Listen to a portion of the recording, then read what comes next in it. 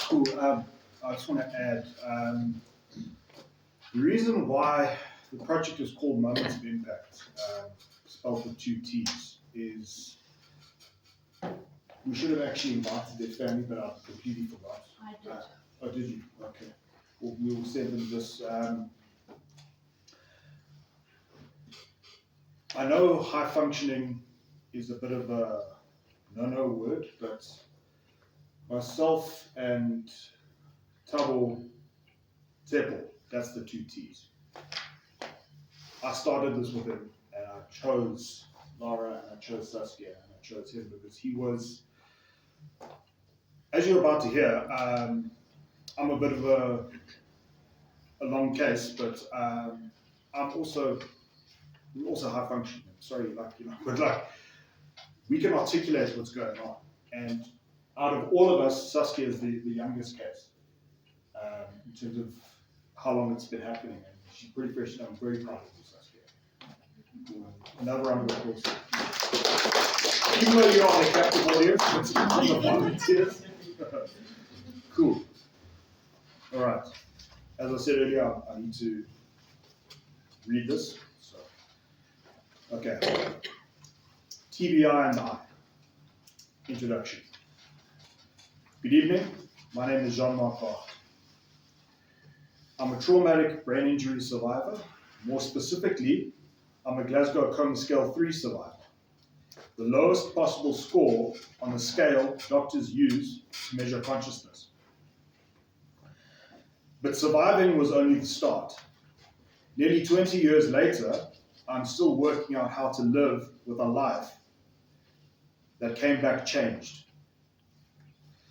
Since late 2024, I've been using Microsoft Copilot, or CP as I call it, to help me make sense of my thinking.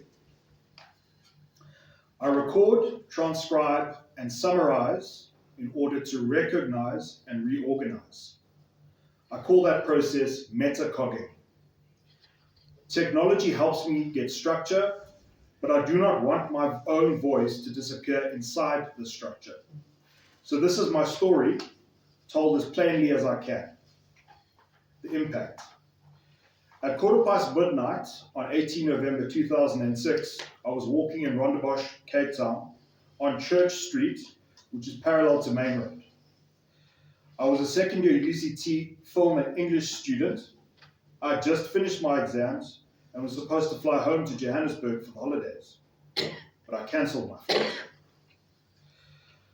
I hadn't even packed my residence room properly. I'd sketched a big brain on my wall with quotes from Aldous Huxley and Jim Morrison. Looking back, that irony was hard to miss. That night, after a student house party, I was walking with friends when a speeding car came down the side road and hit me head on. I was the only one struck. I flew more than 20 meters and landed on my back. The accident report said I sustained a severe diffuse head injury, traumatic brain injury, I shattered my left tibia and fibula, dislocated my right knee, fractured my left shoulder collarbone area, tore the top of my left ear, and was placed in an induced coma for about 24 days.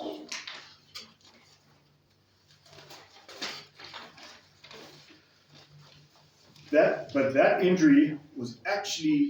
injury that actually changed everything was the brain injury. The series of fortunate events. I survived because of a chain of things. Location, emergency response, doctors, treatment, rehabilitation, luck, and love. But 4 things stand out. Factor 1, the seed. Because the accident happened close to an emergency support, I was intubated quickly. With head injuries, oxygen is everything. Factor 2, the context. I'd been at a student party and they had been drinking. So obviously, that meant my body did not tense up when I was hit by the car. Factor 3, the phone call. I was using my friend Justin's phone because I'd lost my phone months earlier. I'd saved my mother as Mama. Justin had saved his mother as Mom. And his mom was a retired nurse. This is who Captain Claassens called first. That meant Justin's mom helped direct first responders to Vincent Pallotti Hospital and helped Captain Claassens get the correct number for my mom. My father died in 1999, and my mother never remarried. She used to say she was like a swan that mated for life. When that call came, she became the person who carried my TBI with me. She was at home cooking chicken a la king in preparation because her boy was coming back from Cape Town. Then she got the call. At first, she thought maybe I'd just bumped my head. Then she saw car lights at the gate. Soon she was on her way to the airport, and by the time she reached the hospital, I was being wheeled into theatre. She shouted my name, squeezed my hand, and she swore that I squeezed back. Maybe shock played tricks on her. Maybe I did squeeze back. I don't know. But she believed it. I owe my life to the neurosurgeons Dr. Kick and Dr. Cook, the emergency teams and the staff at Vincent Pallotti. Factor 4, the treatment. In 2006, ketamine was still experimental and controversial in neurosurgery. And part of me believes it helped preserve who I would become. I do not want to make survival sound neat. It was not. Survival was people, decisions, treatment, care, belief, and love. Waking up changed and coming home. When I woke up from the coma, I was alive, but I was not back. There were moments of strange clarity. I remember the story of the neurosurgeons asking me for my mother's cell phone number. I recited it correctly, and one of them joked, "We programmed him right." For my mother, I think it meant one thing. I was still there. On the flight back to Johannesburg, the plane had flattened seats to make space for a stretcher. I was disoriented and confused my mother with a Cape Town nurse. But when I was given a phone, dialed my mother's number, and it rang, the nurse instantly became Teresa Vogt, my mom. And I felt, and I felt less afraid. Sorry, can I just have some sip of water? Cool. It just sounds so different in your head when you're talking to an empty room. Okay, cool. Okay. After all the operations at Mill Park Hospital and rehabilitation at Netcare Auckland Park, the physical recovery was long and exhausting. At Mill Park Hospital, I had bolts in my head and in my leg. I wanted to get up before I understood what had happened. I would cry with my mother when the reality began setting in. One memory from rehab stays with me.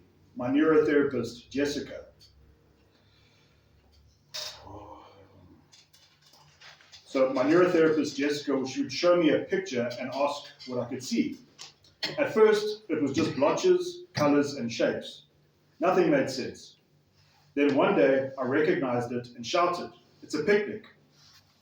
That sounds small, but it was not. For the first time, the picture made sense. The world was starting to come back together. The hidden injury.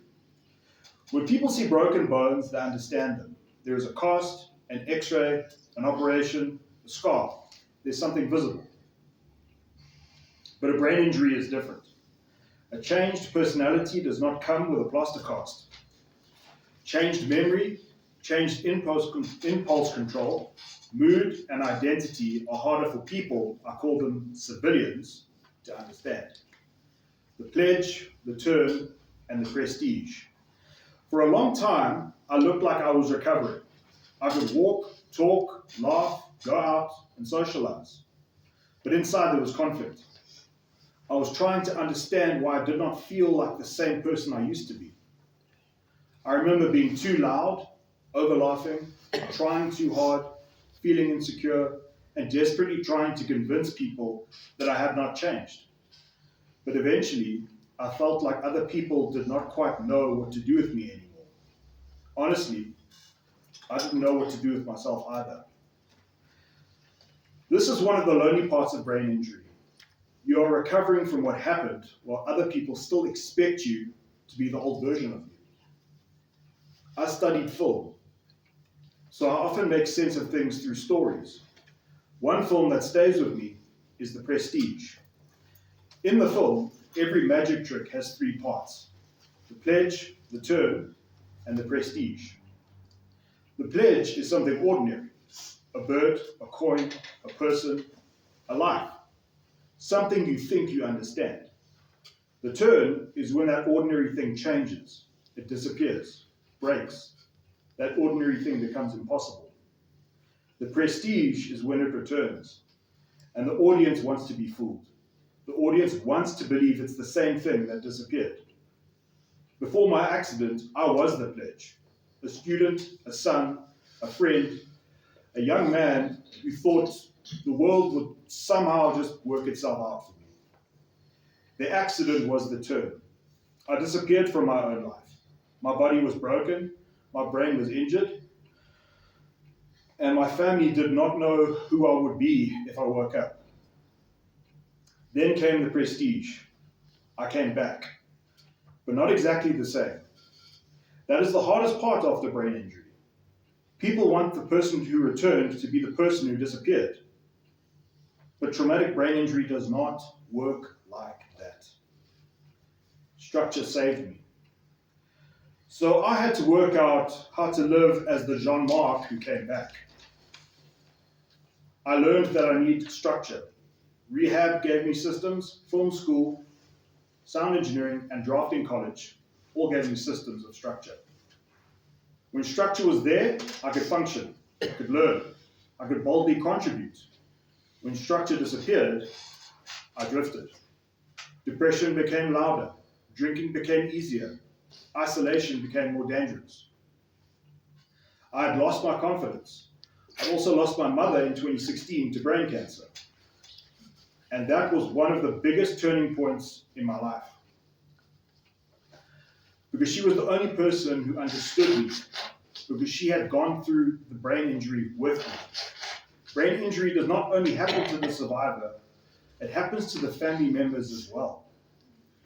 Then in 2023, I got an opportunity that showed me I could still contribute. I worked as a contract design draftsman on a nationwide NetBank branch refurbishment project. Now that's quite a mouthful, but hopefully you okay. A nationwide NetBank branch refurbishment project. Okay, I was selected for that. It was demanding, technical, and fast-paced. At first, I made notes just to adapt and survive the workload. Then the notes became a checklist. Then the checklist became something useful. I called it the Hitchhiker's Guide to Technical Drawing by JMV. That guide started as a way to help my own brain keep up, but it also became useful to the larger team as well after I left. Sometimes the dumb question is the question everyone should have asked in the first place. Sometimes adaptation is just a question of redesign. That job showed me that I could contribute as myself and as I am. I was a contractor, not an employee. And besides, civilians don't even know what TBI actually means. They just nod their head and nervously smile. If I could make a meaningful contribution, it was because I was building systems around the way my brain works now. Technology as a translator. That brings me back to technology, especially Microsoft Copilot, CP. For me, CP helped me put thoughts in order. I used it for journaling, tracking my budget, Excel learning, visuals, and I'm even prototyping an infographic for my medical history and symptoms in order to help doctors save time in the pre-screening process. So far, I've done it for 2 separate doctors, and they've been very thankful. The process I call metacogging is simple. I speak, I record, transcribe, and then use CP to summarize and organize what I said. Attention, sequencing, memory, organization, and being concise are still difficult. And to me, a tool that helps organize thought is just a support. It's not a shortcut. I think tools like this can help people with disabilities, brain injuries, and hidden challenges gain more independence and take on more responsibilities without being left behind. Why this matters. After Nedbank, I wanted to understand myself more honestly. I read about Phineas Gage, who's one of the most famous brain injury cases in history, and thought maybe I can be my own case study. Not as an object of pity, but as someone trying to understand what long-term survival actually looks like. That is part of why I'm here. I'm not here to say I have everything figured out. I still get depressed. I still get lost. I still overthink. I still struggle with confidence. I still manage the consequences of an accident that happened nearly 20 years ago. But I want that accident to mean something now. I want my survival story to be useful. I want another person with a brain injury or a family member sitting beside them to know that being changed does not mean being finished. You may need support, tools, or people who do not give up on you. You may need to ask the same question more than once. Or you may need to rebuild your life differently from the one you imagined. Different does not mean meaninglessness. I'm not standing here because I returned to who I was. I'm standing here because I'm learning how to live with who I am becoming. Thank